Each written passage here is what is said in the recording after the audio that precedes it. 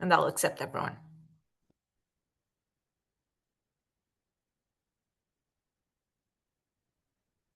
Hello, everyone. Welcome. Let's just wait a couple of minutes for everyone to get in. Guy is already here.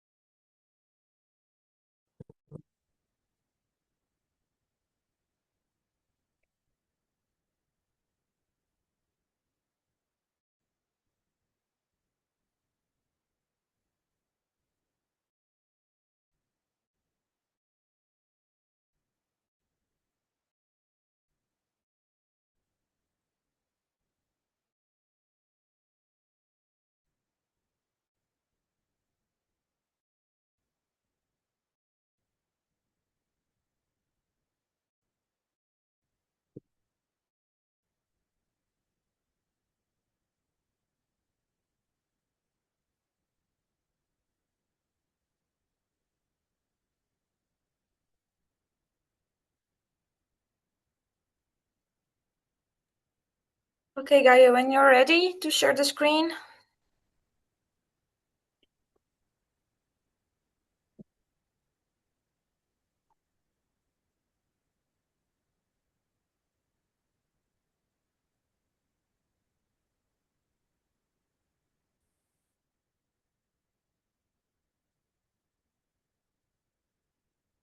Okay, so welcome everyone to our project DigiSkill. It's a virtual exchange funded by European Commission.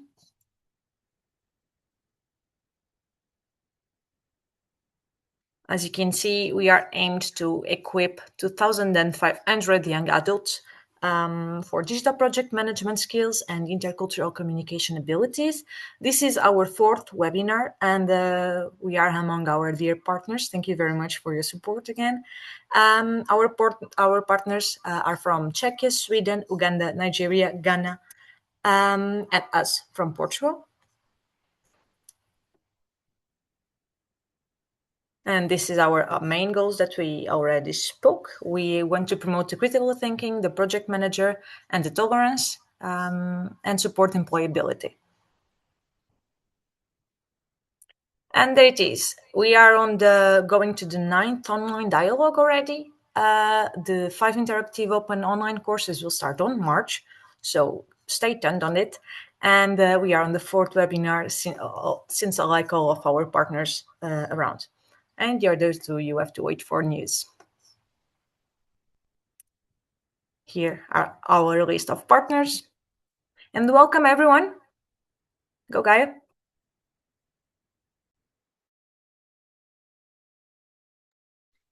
Okay, so welcome, everybody. I'm Gaia. And before starting with my super boring monologue, I want to do a little energizer with you. Knowing that the topic is work smarter, not harder, I want to ask you before, how many tabs do you have open right now? How many unread emails do you have right now? Feel free to write it down in the chat. And I would love to have an emoji from you that represent like the feeling that you have after a long day working in front of your computer. So if you can write in the chat 2 numbers and 1 emoji, how many tabs, how many unread emails, and 1 emoji, and then we will see together.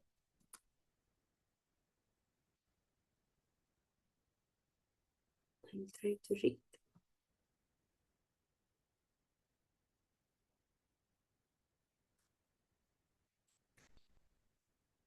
Oh, wow. Nayera has 453 unread emails.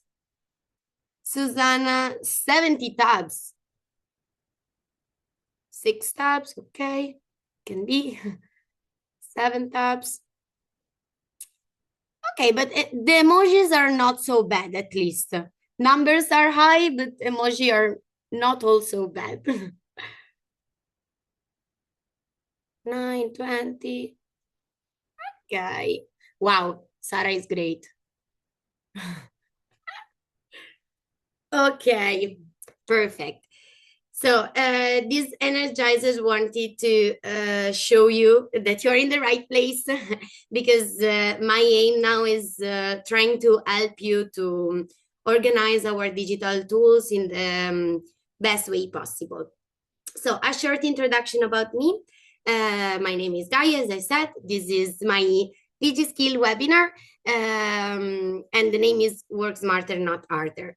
I am now, today, an ESC volunteer in Spin Association, but yesterday was a university student, and tomorrow I will try to figure it out what to do in my future. And all these phases of my lives are connected by one thing, that are the digital tools, because I was using them to organize my studies.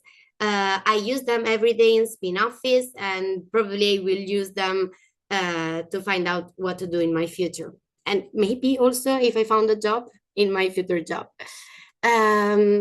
So the main goal of my webinar, as I said, is to understand how to work efficiently, to be productive, but without sacrificing our mental health and our free time. Because at least in my experience, I know that digital tools were created to help us, to save us time, but the majority of the time I found myself trying to understand how to use them, to understand which one is better for which task, and I lose a lot of time. And it's like when you're in front of your wardrobe and you feel like, oh, I don't have anything to wear today, and in your wardrobe is overflowing in front of you. And in the same way, we have a lot of different apps or digital tools, but when we have a precise task to do, we don't know which one to use and how to use them. So my aim is to discover that maybe digital tools are not meant to help us work more to find out how to use them, but they should help us to work better. So to do this, I will start analyzing what is the digital productivity paradox, that phenomenon according to which more tools we have, more overwhelmed we feel. In the second part, we will have some practical suggestion about how to use 2 simple tools that probably already all of you used or actually use now.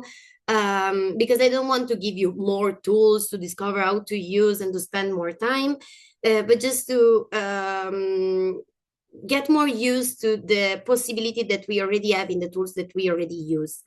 And in the final part, I want to connect everything with some time management strategies, really simple methods and really realistic one.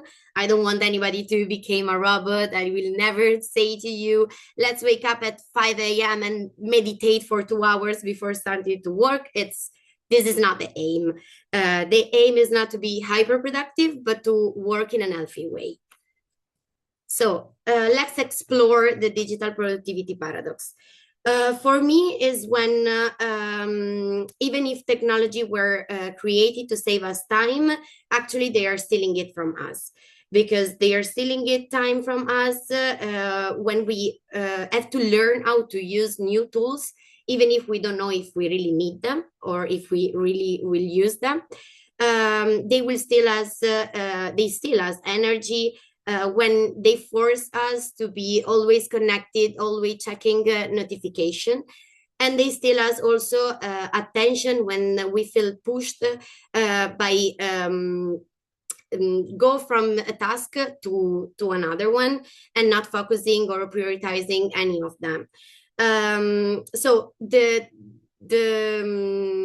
real effect of this paradox in our life arrive when we have a lot of tools, but it's still really hard to take decision. When we have a lot of information, but it's still really hard to understand what to do first. And the side effect of all these things is the digital overwhelming.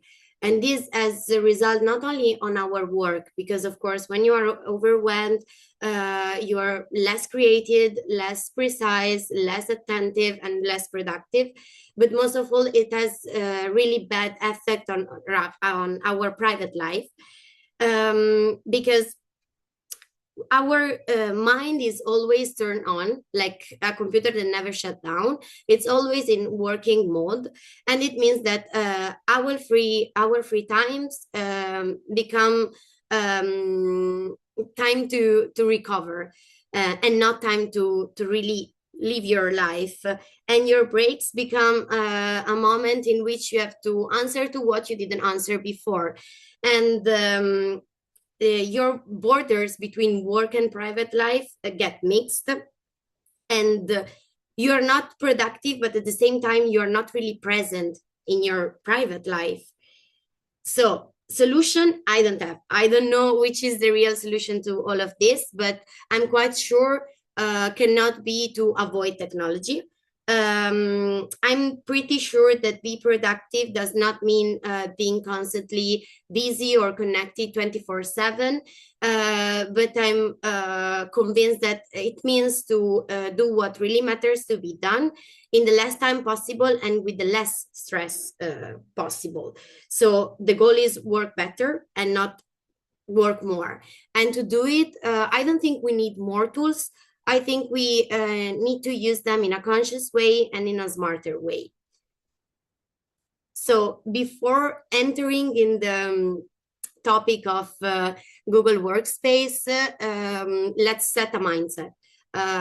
Google Workspace is not a huge space where we have different tools and apps that works in different ways for different type of works, but is an ecosystem of tools that can be integrated to each other, that can speak with each other. And in this way, we can have a real workspace with order inside that gives us the possibility to not flow between different apps, but stay in one and do whatever we need to do. Okay, to do this, I want, first of all,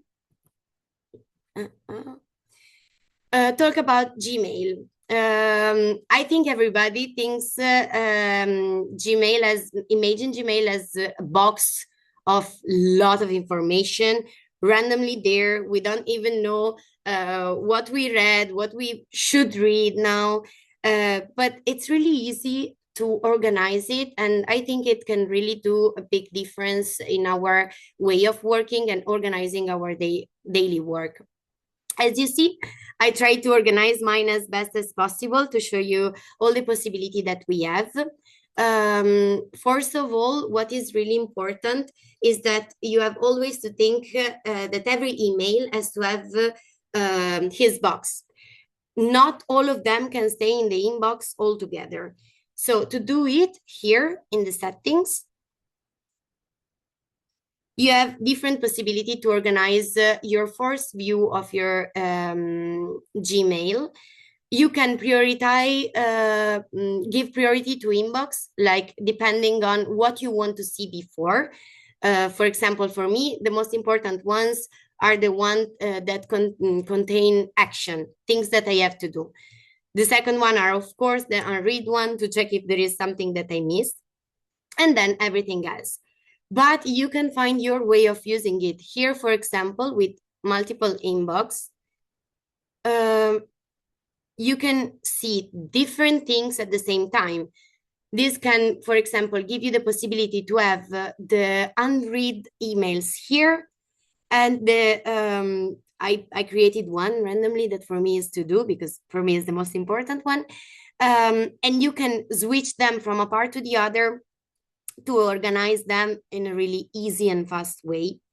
But with this method of the different inbox, you can put label in different level, and in this way automatically when you create the colored labels that I show you how to do, for example here, you can create a new one, you can put an under label, you can change colors based on what you need.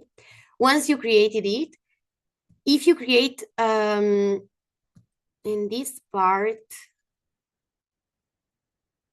customizing it, if you created it based on the label, so you have to write before label like this, all the things that you will send to your inbox and you will categorize as you before decided to do will go in your inbox directly here. So you don't have to open these ones, you don't have to read all of them.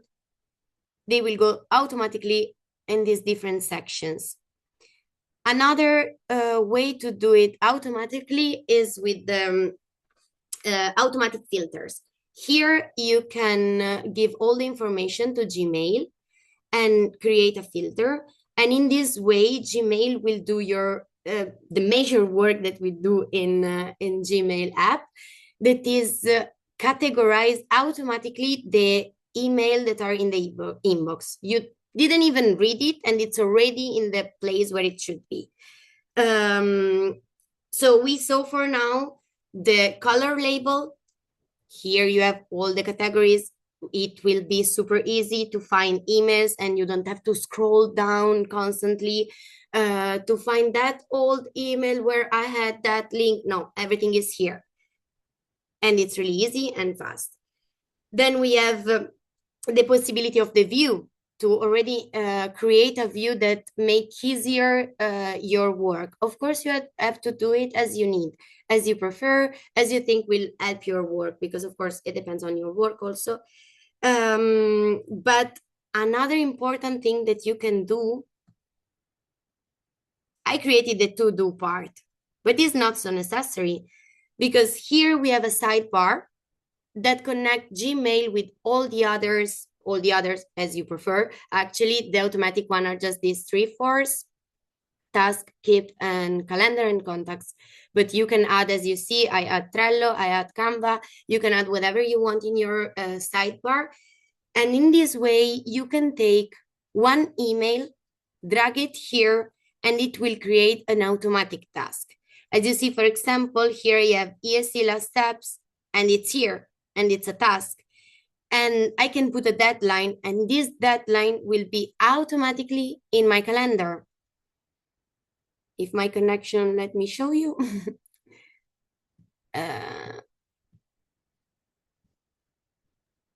You see, everything is already connected, just dragging one email in this part, and you don't have to do anything else. Another important method, I don't use it actually, but it depends on your needs. Sorry, for me it's really confusional like this. There is the method of the zero inbox. You can create 3 labels divided into action, that is what you have immediately to do, follow-up, that is what is waiting for other collaboration, other answers, and later, what you can do later, it's not so important. And in the 3 categories, then you can create under categories as I showed you before.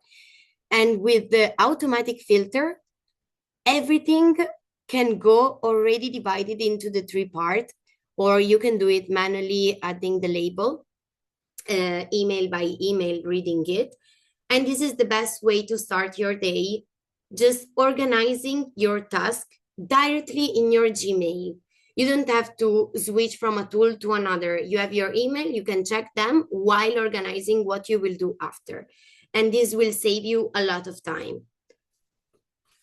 So then I want to show you a little thing. When you write an email also, you have a lot of tools here. I don't know you, but normally I'm never using them. But this shows you how interconnected is Google Workspace. You can add Drive file without downloading it and then uploading it directly here. And then the most important one,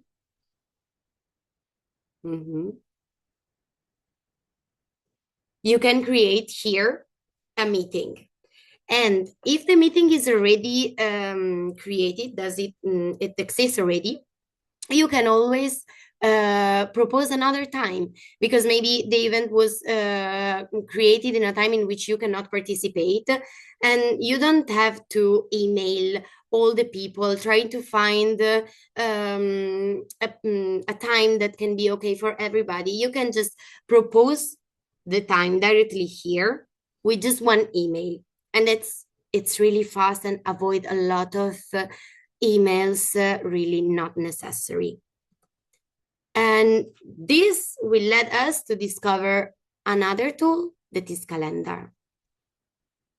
Because if you can create an event from Gmail, what I will suggest you is to do it always in calendar actually.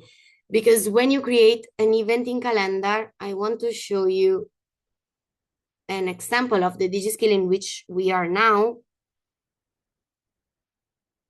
As you see, you can have directly all the information of the meeting in your calendar, and people that are participating on it, they will see all these things directly. And during the meetings, you will avoid people asking you, oh, sorry, I don't find the link. Can you share the link again? I don't know, where did you write this thing, blah, blah, blah. No, everything is written there. And most of all, here, there is the magic tool, because calendar create automatically a Google Doc with all the information of the meeting already in it, all the participants, and it already asks you to fill it during the meeting, because we know that during meetings we are talking a lot, and in the end we never decide really practical things to do after it. And having this document open next to you, already ready, push you to give an order to your meeting and to your idea. And you cannot finish your meeting without deciding which task every person will do next. Like this, your meeting will reduce time and also be way more useful. If the event is just, it's already created, you can do it there. And as you see, then will appear here for everybody. But creating a new event, let's find a day.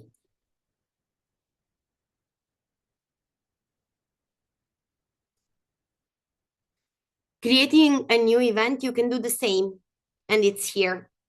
Of course, before you should put all the information, all the Google Docs would be quite empty. And when you modify the Google Docs, it will not modify the events itself. Like if you add a participant in the Google Doc, it will not change the participant of the meeting and vice versa. So before you should complete all the details about the meeting, and then create the meeting notes and then use them during the meetings, please, because it will really change your life.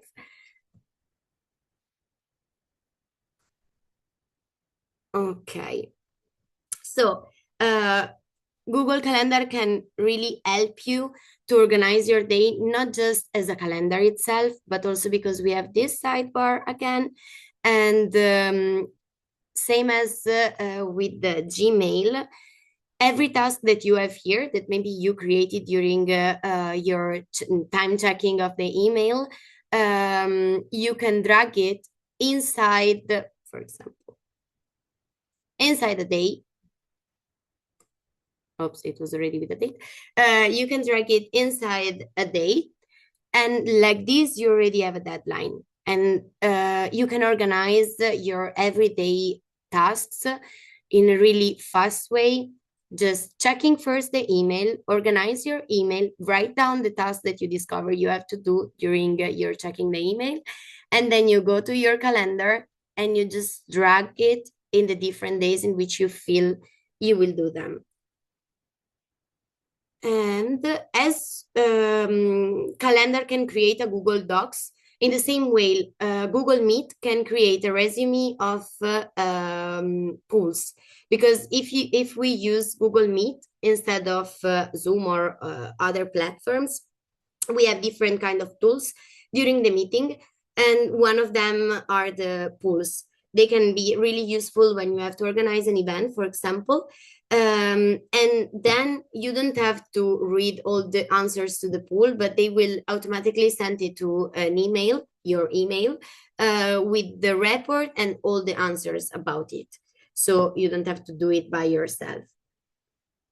And always here, you can change time of meetings, and it will go directly to the notification of the participant of the meeting. You don't have to write an email to everybody and asking to everybody if it's okay, because if you change the time of the meeting, participant will receive the notification, and then, as we saw through an email, they can propose another time.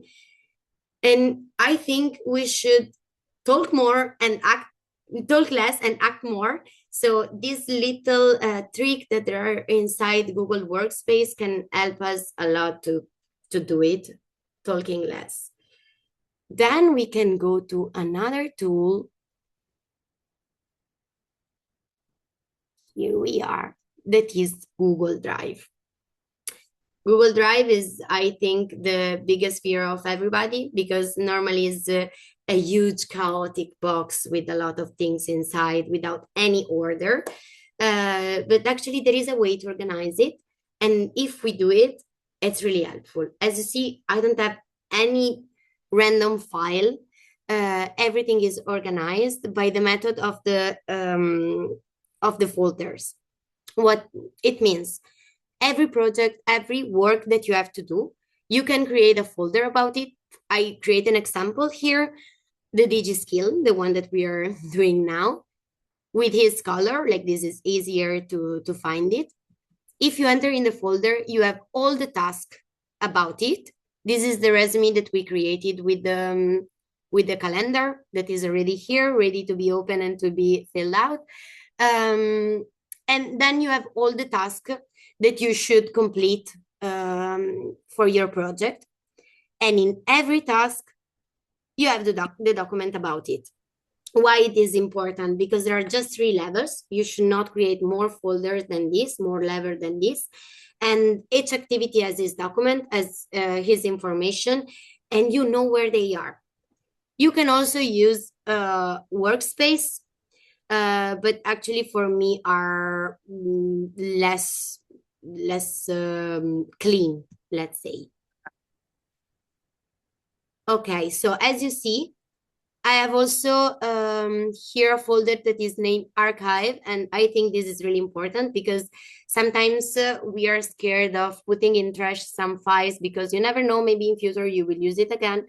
You don't have to put it in the trash. It's not mandatory, but it's really useful if you create a folder that is an archive in which you put all the projects that are already finished. You will not open them again, at least not in the present, not in the early future. So it would be really easy if you put all the things that are already done in your archive and all the projects that are active right now in the start one. As you see, the only one that I have is this one. But like this, you can find the one in which you have to work on it right now here. the one that are already done and probably you will not use again here. And then another important thing that we have to know is that when you use the start one, you should not use file. You should use just the folder. If you use this method of the folders as I showed you, you don't have to put star in single files because it will create confusion in the starred folder. You can just start the entire project because you just have 3 levels inside it. So it will be still easy to find everything. Another important thing, suggestion, this is not mandatory, of course, is to avoid to use this. Avoid it. Drive should not decide for you what to show you. So just close it and don't use it, because I think this is the main thing that create confusion in our drives. And this is what make us feeling like we don't want to use Drive too much, but we can. Also, when you search something in Drive, you have this possibility that is the advanced research. And if you don't want to scroll down or to enter in every folder that you have, you can just type here what you need and automatically it will appear. It's way easier, way faster. And we just sometimes don't click in every icon that we have. So we don't discover these little tips that we can use. So maybe it can use you, maybe you already knew it, I didn't know, and when I discovered it, it changed my life completely. And another important thing also about this. Okay, you can see here an arrow, a little arrow. This means that this is a shortcut. This is not the real file, even if you can open it like a real file. Why we need this?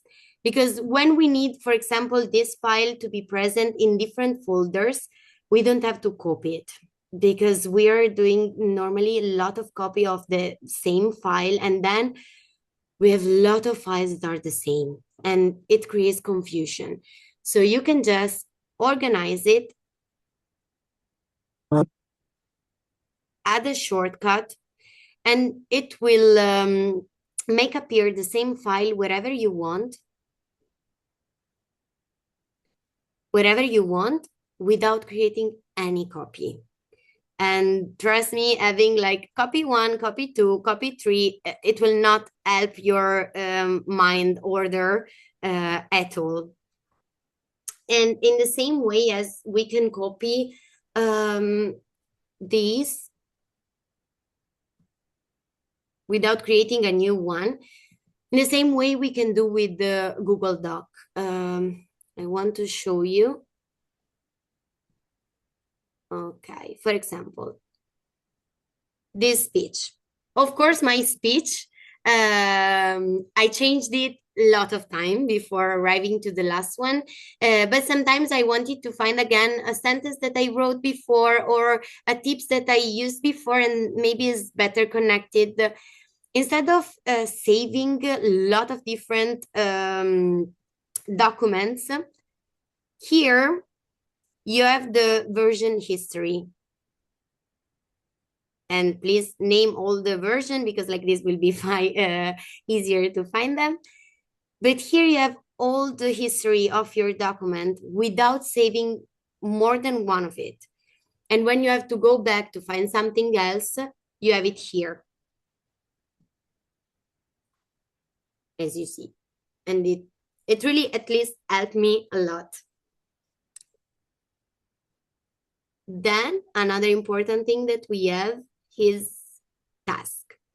We saw that in every tools that we analyze, that we try to analyze now of Google Workspace, there is always the sidebar and there is always task there. But sometimes we use it like the trash. We put everything inside without giving a real order to it. And actually, After we will talk about Trello, and we know that Trello is useful because of the visual possibility that it gives us, but Task has a kind of similar situation. You can create the main topic, the main project, and then tasks under it. Like this, you will not have a huge task that occupy your whole day, but you have little micro steps to do, and maybe you can do some of them every day and check at which state your project it is, and put some deadline also that helps you to remember what to do, to organize your day in the morning. And you can do all of this, as we saw, by the email and by the calendar. So then you just have to open your task and everything is there. And now we can give back.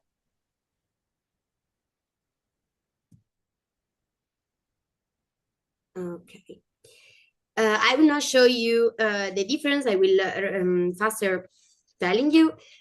We saw task. Really similar to task is keep also, that is in the sidebar. But the difference is that if in task you can do micro step and checklist, in keep you can do the same. You cannot actually connect it as with task to the calendar, but you can share it with other people. In this way, all these tools that we saw can be integrated to each other, and you can start with keep collecting ideas together with your colleagues, with your team, and brainstorm at the beginning of your project. And then you can create that brainstorm, and you can create concrete actions with tasks. And you can give you a schedule and create a plan and divide it task between people. And after it, you will start to work and you will plan your work with calendar. You will always see every day what you will do before starting to do it, to create to prepare your mind before starting to work. And then last but not least, you have Gmail that let you be updated constantly if you have new tasks to add, if you have new information to add. And in Drive, you can collect all of this information and be able to work in a ordered space and not in this impossible to understand box full of files. Last but not least, there is an important tool that does not concern just one app of the Google Workspace, but is the main interaction between all these apps, and are the smart chips on sheets and docs. It's when we write at in a doc or sheet, we are not just tagging someone. Is a real interactive element, because we can create a workspace in a file. So a doc is not just a text, it's also a place where to work together with other people. And when for me the most important thing is you can assign tasks to other people, and automatically they will receive the notification and they will work on it. So it's a way of working together without having to communicate to each other every little thing that we do. You can do a lot of things with the smart chips. You can put sign a meeting, give a task, allocation, a deadline. You can do a lot of things with the smart chips, and there are really a lot of them. You just have to write at, and then Google will give you the list of them. I will give you also, leave it in the chat, file in which I created the little list of the most interesting one that I think are the one that everybody can use more and easy in an easier way. But if a doc or a sheet can contain not just text, not just information, but also action, you don't need anymore to chase people, and it reduces email, it reduces misunderstanding, and a lot of work. So now we can go to analyze a bit Trello. I don't want to introduce you in a deep way Trello itself, because I think everybody knows. In general, the power of Trello is the possibility to see your work, to see what you have to do, to see what was done, what is missing, and is probably more intuitive than Google Workspace in this way. Because more visual means also more effective. As you see in this example, every board, every interface is a project. Can be a project, or depending on your work. Inside of it, you have different lists. Every list is a phase of your work. This example is to do, doing, and done. But you can do, I don't know, to be controlled, to be, I don't know what, depending on your work, but it's not mandatory to do it like this. And then inside every list, you have the card that are the single tasks. So in this card, you can move them from a phase to the other phase, like you would move a post-it in a normal real board. So what I wanted to say about Trello is not that it is really powerful because it's really easy to see what you have to do, but is the fact that it does not offer all the possibility that Google Workspace offer, even if it's easier and easier to understand it and to see your work. Sometimes you will miss Google Workspace. So the best way to use it is to integrate it with Google Workspace. And there are a lot of possibility to do it, because Workspace give us content and Trello can give us the structure of the work, the priorities, the responsibilities. But this can be made just if you really integrated it. And you can do it inserting, attaching drives files in the different tasks. Like this, you have all the information, all the documents that you need for every task already there. You can connecting it to Gmail also, as I showed you before in the sidebar. You can move an email to create a task in your Google Task. But if you add Trello there, you can move your email exactly as we did it before with Task to Trello. And this create a specific card and give you a new task in Trello itself. So if you feel you need a more visual order to understand what to do better, to feel less overwhelmed, less lost in your daily work, you can use Trello, but still, the first part of the day, I would suggest to check your email and create your task from Gmail. Then we can connect Trello also with Google Calendar, because when in your card you put a deadline, you can connect that deadline to your calendar. And in this way, you can always check that there are no tasks from Google Workspace and Trello that are in the same moment, for example.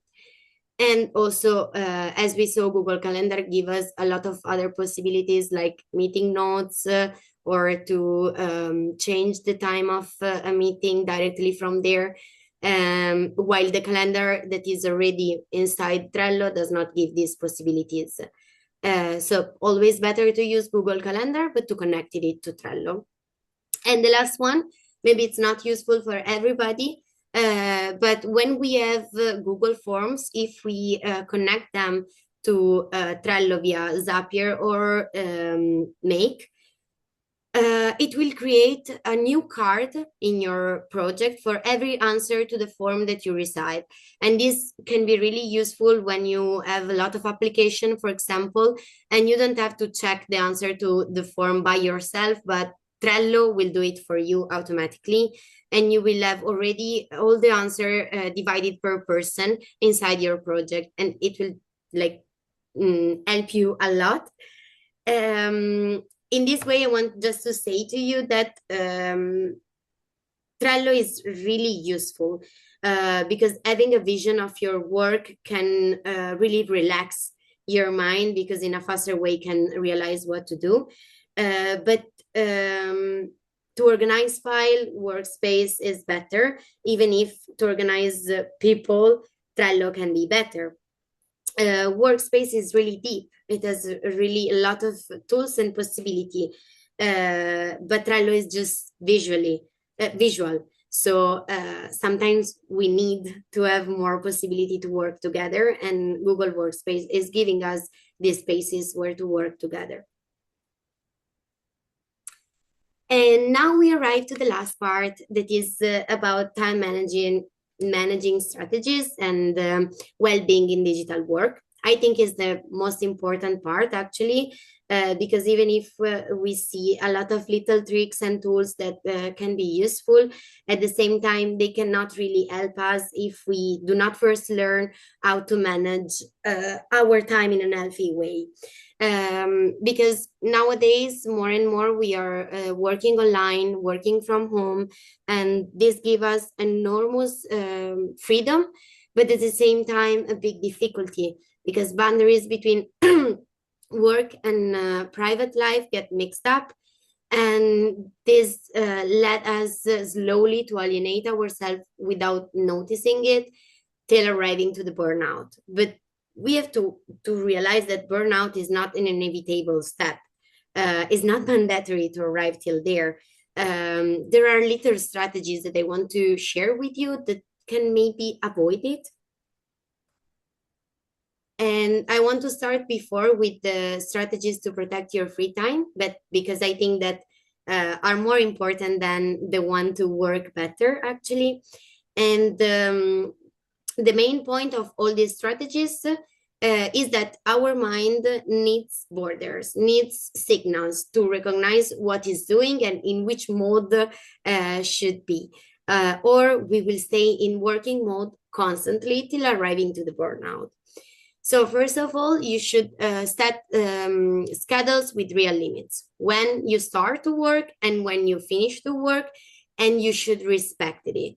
Not push it behind of half an hour, because if we push it just half an hour, our mind does not have a clear boundaries between work and real life. It's always mixed. It's always not so clear. So let's respect our plan. And the second one is creating physical boundaries, because if time is a boundary, also places, spaces are, because our mind connect behaviors to places. So it's, if you work from home, let's decide a desk or a chair or a cap that you use just when you work. Like this, you can give really a clear signal to your mind that you are in work mode, and you don't have to pass from work mode to sofa mode in 1 second. You should ritualize the end of the day also to give a clear signal of, okay, now I finished it. I will close all tabs. I will update the task list. I will write down what remains to do the day after and physically turn off the computer. And then I can move from the relaxing mode of my mind. The next strategy, I think, is the most common one, that is turn off notification. Because sometimes we just say, okay, I will answer it tomorrow. I will not work, but still I want to check if something important arrived. No, it's not like this. Because if you see the notification, even if you answer the day after, your mind is already thinking about it. It's already switching to the work mode. So turn it off. Don't read it. You will do it tomorrow. And the last one is to schedule your free time. It looks like a bit like crazy people, but for our mind, it's so important to schedule our tasks, our meetings. Everything has to be written down in our calendar, but then we forget to write down our free time, our breaks. And in this way, they look like less important, less relevant for our mind, or also during work time, because free time is not a reward and is not empty time, is the moment in which it is the space in which our creativity, energy, productivity are born. So let's give the same relevance to our free time also in the calendar. And then we arrive to the last one, that is strategies, more practical one, about how to work better, but with less stress. First of all, there is the rule of the 3 goals. At the beginning of the day, as we said, we check the email, we find the task of the day, but we have to decide 3 of them that are the goals. Maybe the most complex one, maybe the most urgent one. And then after selecting these 3 goals, if we reach the 3 of them, the day is already a success. And if you have more time to work more, this is a bonus. It's not a necessity. There are no pressure because you already had your success of the day, and are the 3 goals. To do it, it's really important to follow also a strategy that is named smart time blocking. It means that you create windows in advance, time windows, to dedicate to each activity. Like this, your mind, your brain already know what has to do in which time of the day. And it avoids fluid and disorganized day and give you a clear rhythm of work. This led to permit to decrease the cognitive load and to increase the productivity without actually big efforts. But of course, you have to recognize what works better for you, which kind of focus window you need more. There are different types. You can try to follow the Pomodoro technique, that is 25 minutes of deep work and 5 of break, or the deep work session that are 40 or 60 minutes of deep work and then 10 minutes of break. Or, for example, the one that I'm using, it's a mix of all of them. And normally I take around 20 minutes to check my emails, to organize the day, to decide which are the 3 goals of the day. Then I take 5 minutes break to start with 60 minutes of deep work, because as I am, I have to limit interruption and to focus to really be concentrated on it. And then 10 minutes of break and 25 minutes of revision of the deep work that I did before. Then another break and 30 minutes of light activities. Of course, these 30 minutes exist because I hope to reach my goal, my 3 goals before, and having the bonus time. If it's not like this, you can continue with the same schedule time. Another important thing that we should always remember is to limit multitasking, because I don't think it's a skill. I think it's a trap, because our mind, to regain concentration, needs from 8 to 20 minutes, which means that if you do 5 things at the same time, this is the slowest way to do maybe one of these 5 things in a good way. So it does not make sense. Just focus on your goal, on your focus windows, on your plan, and do 1 thing per time with 1 tab open per time. The last one is 10 minutes to get started. I think that the really difficult part is to start to work, to convince ourselves that it start to work, that is the time to start. It's not the working itself. So this action of checking the email and organize your inbox and your future task and all these little things that I said to you before can give you these 10 minutes of mental preparation to spontaneously enter in the working mode without even realizing it. And this really helps a lot, because convince ourselves that it's time to sit down in front of the computer and spend our whole day in front of it. It's not easy, and it's normal. We have just to take the hand of our mind and bring it inside it. So I think all these strategies can really work if we also work Google Workspace, what Google Workspace offers to us, because are tools that constantly remind us to respect the plan that we created. Even if at the same time tools are just half of the story, we are the other half of the story. Our choices, our boundaries, how much we protect and respect our private life and personal time.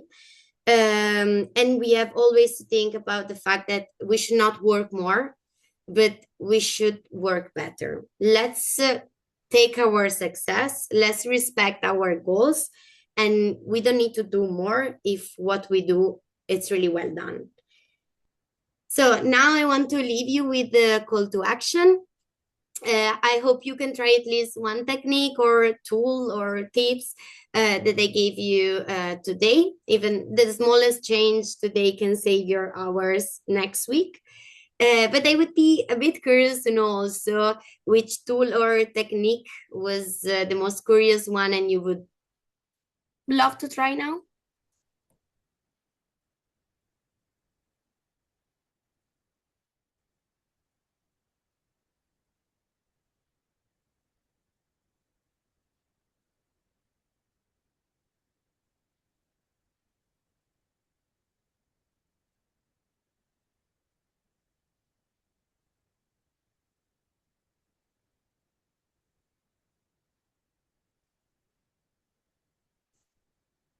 Okay, there is who says Trello, who says labels, rearrange email. Let's use the smart inbox view. Trust me, it will change your life. Yes, to do my creation.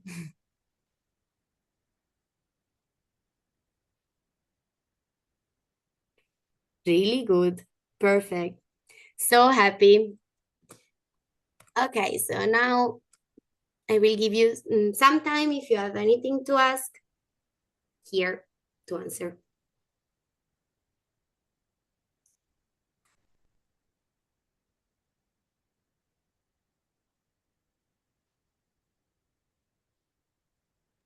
You can use the chat, or you can just turn on your mic.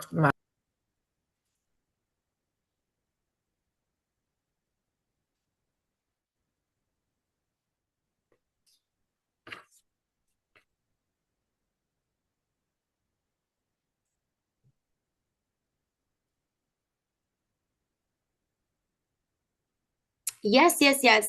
I can, I will share the file. 1 second.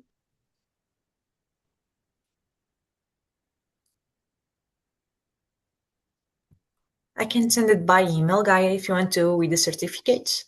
Yes. Maybe it's easier for everyone. Okay, so maybe I can stop sharing.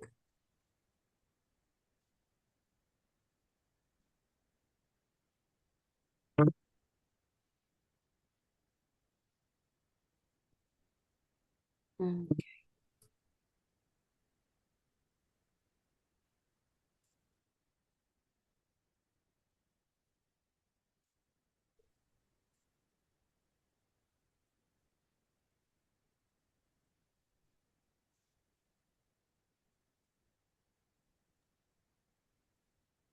While we'll place your questions, I'm sending you the evaluation form through the chat. It's really important for us, and especially for Gaia, to have your evaluation. I will send you also all the list.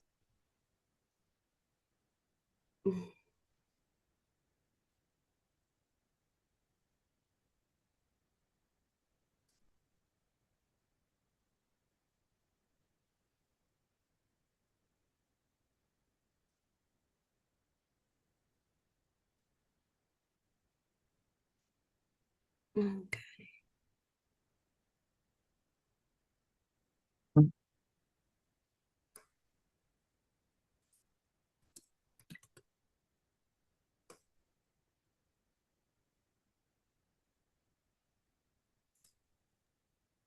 Please, Gaia is waiting for your questions.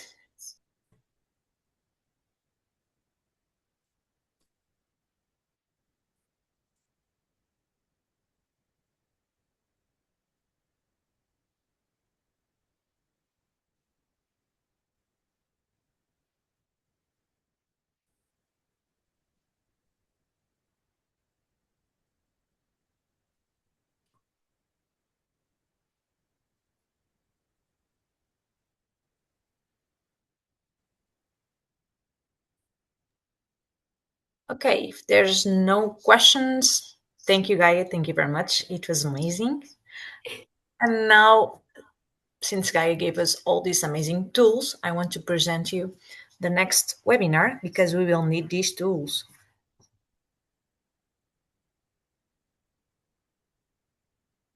The next webinar will be on February the 5th with Álvaro Bastero, and Álvaro will talk about the Google Workspace. He will tell us about all the new platforms, the new tools, everyone that you don't use in Workspace regularly, but they are free and there to help us to improve our ways of working. So it's on the 5th February, and I'm going to share the link right away. Still, if you have questions, Guy is still here, and don't forget to fill the evaluation form.